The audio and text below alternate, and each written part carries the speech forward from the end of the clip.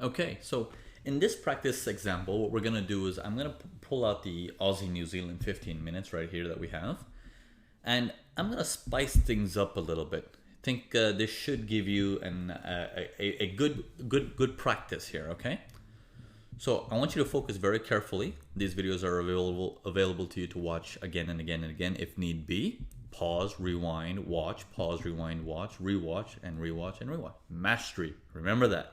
You're gonna hear that word again and again. Mastery. Okay, so let's continue with this one. Now look at this one here. Okay, so by this time you've probably mastered the idea of the buyer's area and the seller's area, right? So the buyers are coming up here, no higher high sequences, and then it breaches above, so your line's right there.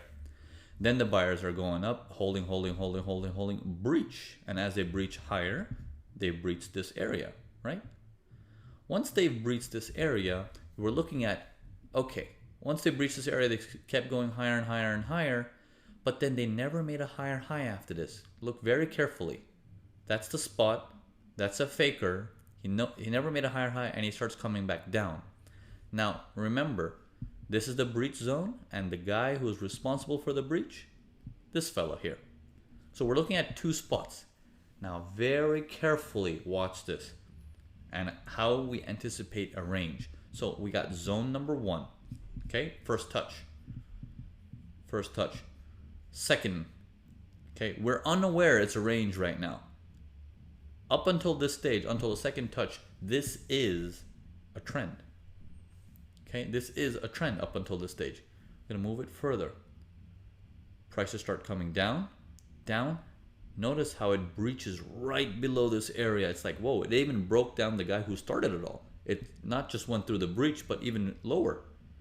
Mentality of the world is it's a sell. Markets jump right back up. Now that they jump right back up, it's like, someone is here. Well, maybe it's our same guy. Let's bring our line down to here. And maybe it's our same guy. So he made a lower low, but then he jumped right back. Incident.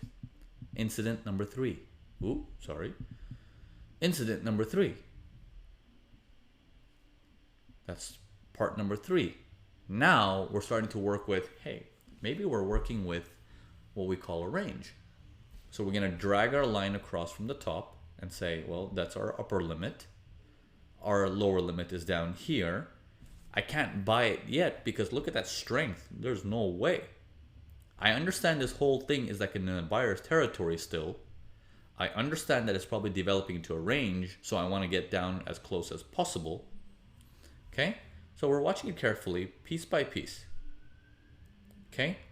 Sellers, pull back, sellers, pull back, sellers, pull back, sellers again. And then when we see these sellers coming in, we're like, okay, slowing down because this is a sharp retracement. Goes down again, same spot, but jumps back how much percentage now?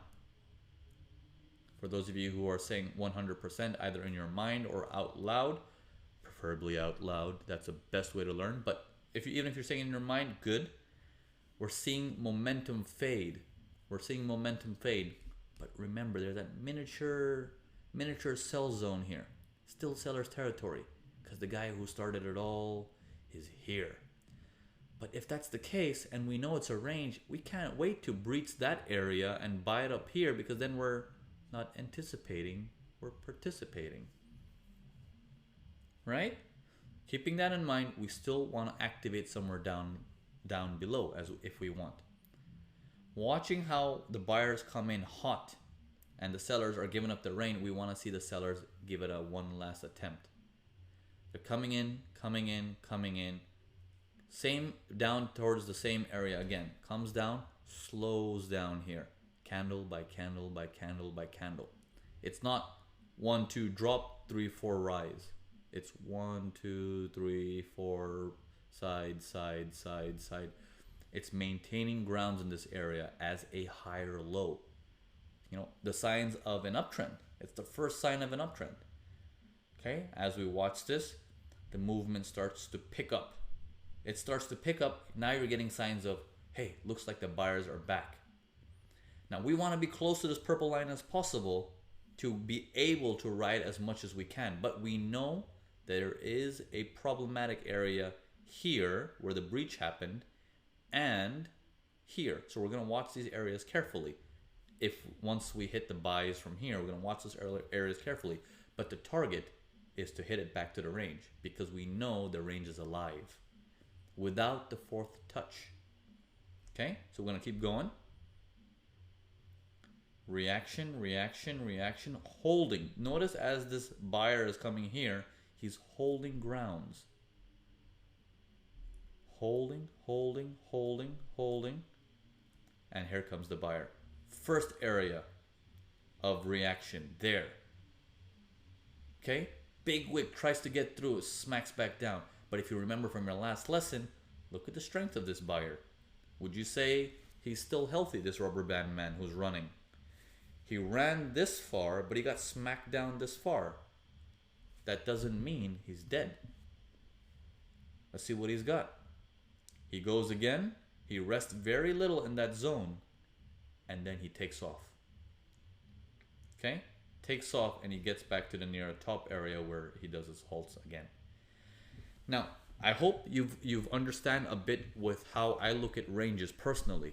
Okay, I don't look at ranges as, well, what we discussed, this sideways movement. Here's like, that little itty bitty thing there is a range. No, it's a range if you're looking at that on the 1 minute.